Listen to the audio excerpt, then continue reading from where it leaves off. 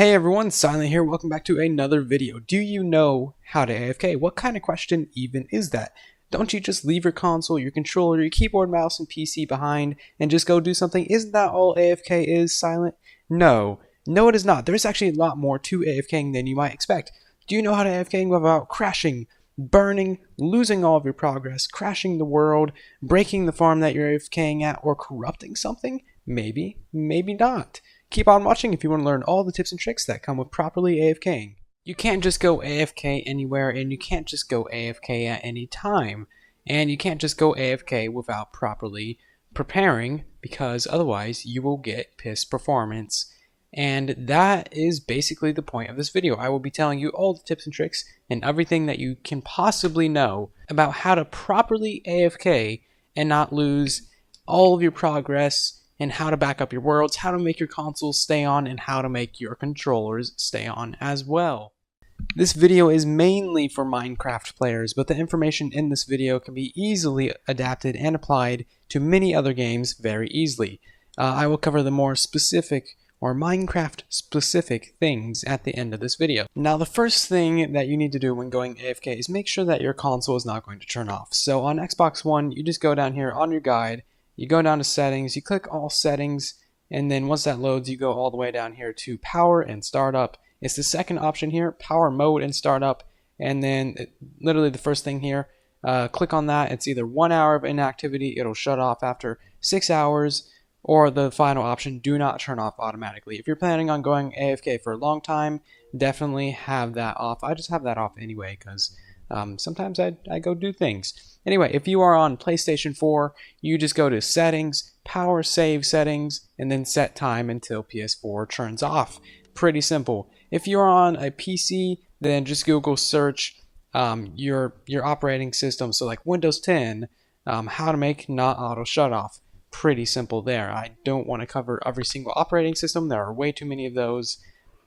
Anyway, so the next bit is how to make your controller not turn off. First off, make sure that your controller is plugged in to your console.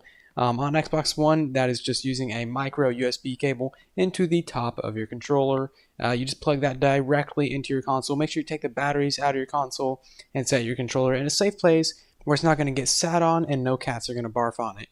And if you're on PC, your accessories like your mouse and keyboard, those shouldn't shut off if your PC itself is told to not shut off. So that is how you make your stuff not shut off in the first place. Now let's get to some more advanced things. Now if you're going AFK fishing, or maybe you're automatically throwing potions to kill mobs at like a guardian farm or something, then you're going to want to know how to press down a button on your controller for a very long time without it being unpressed. So on controllers, on Xbox One and PlayStation 4 controllers, you actually don't want to hold down either of the triggers for extended periods of time.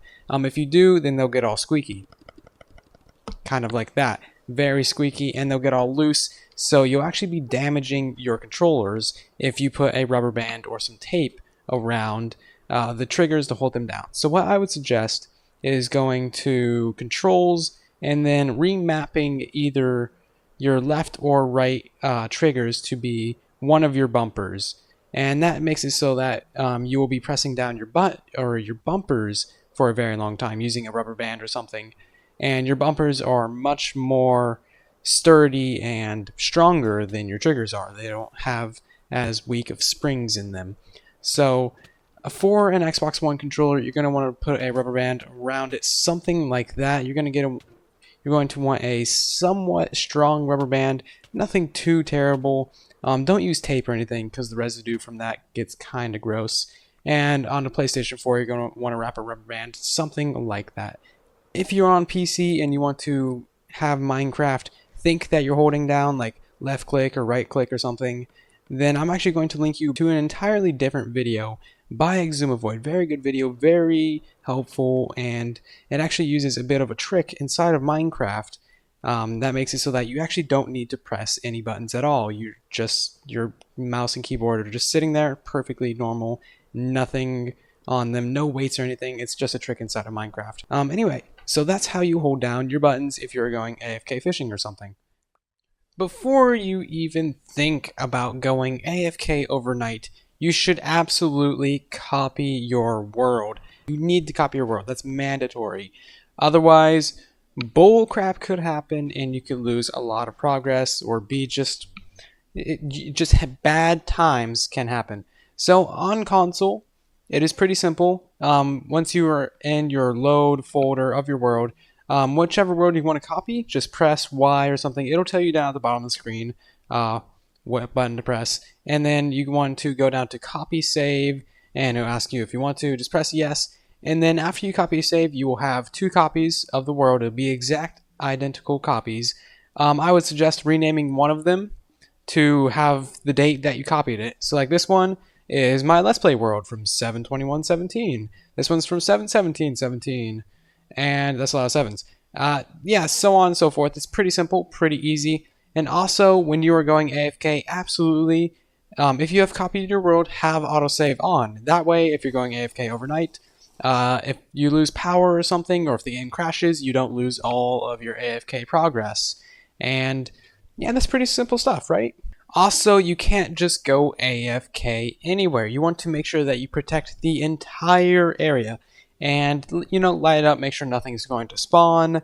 Also, beware of trolls, creepers, and also griefers. If you're in your own world, then you're fine. Make sure you have it in offline mode as well. So this next part should be pretty obvious. If you are going AFK overnight, put everything that you are not using, like all of your armor, all of your tools, weapons, food, blocks, put all that stuff in a chest somewhat nearby, maybe like 15 blocks away, or your ender chest. That way, if you get blown up by a creeper somehow, and the chest of your stuff is right next to you, the chest of stuff does not get blown up and all the stuff despawns. That is most everything that you need to know about going AFK.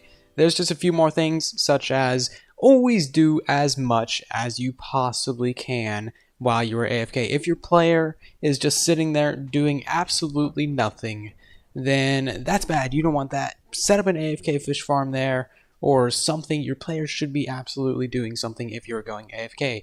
Otherwise, there's no point.